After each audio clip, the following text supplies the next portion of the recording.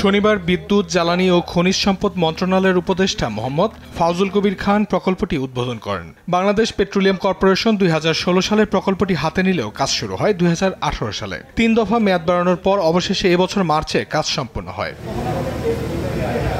পরীক্ষামূলক সরবরাহ শুরু হয়েছিল 22 জুন, যা চলে 4 আগস্ট পর্যন্ত।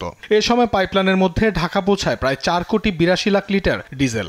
এ প্রকল্প চালু হলে বছরে 27 লাখ টন ডিজেল চট্টগ্রাম থেকে ঢাকায় সরবরাহ করা সম্ভব হবে এবং নৌ ও সড়ক পথের তুলনায় খরচ উল্লেখযোগ্যভাবে কমবে বলে আশা করছে বিপিসি। যেটি আমরা ট্র্যাডিশনাল ওয়েতে এতদিন করতাম, ওয়েল ট্যাঙ্কারের মাধ্যমে চট্টগ্রাম থেকে ঢাকাতে এই বিভিন্ন নদী পার হয়ে যেত, নানা ধরনের সমস্যা হতো, পরিবেশ দূষণ হতো, অপচয় হতো, সেটি দূর করে আজকে আধুনিক পদ্ধতি অর্থাৎ পাইপলাইনে একটা সিঙ্গেল পাম্প এখান থেকে পাম্প করা হবে, বদনাইলে তেলটি পৌঁছে যাবে। প্রকল্পের হিসাবে দেখা গেছে বছরের সাশ্রয় হবে প্রায় 236 কোটি টাকা। পরিচালনা ব্যয় বাদ দিয়ে মাত্র 16 বছরের মধ্যে উঠে আসবে প্রকল্পের পুরো খরচ।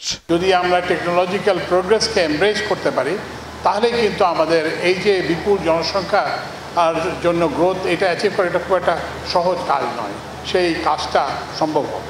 বিশেষজ্ঞরা বলছে জ্বালানি খাতে এ উদ্যোগ সময়োপযোগী ও ব্যয় সাশ্রয়ী। পাইপলাইন ভিত্তিক তেল সরবরাহ কেবল খরচ কমাবে না, নিরাপদ জ্বালানি পরিবহনেও যোগ করবে নতুন মাত্রা।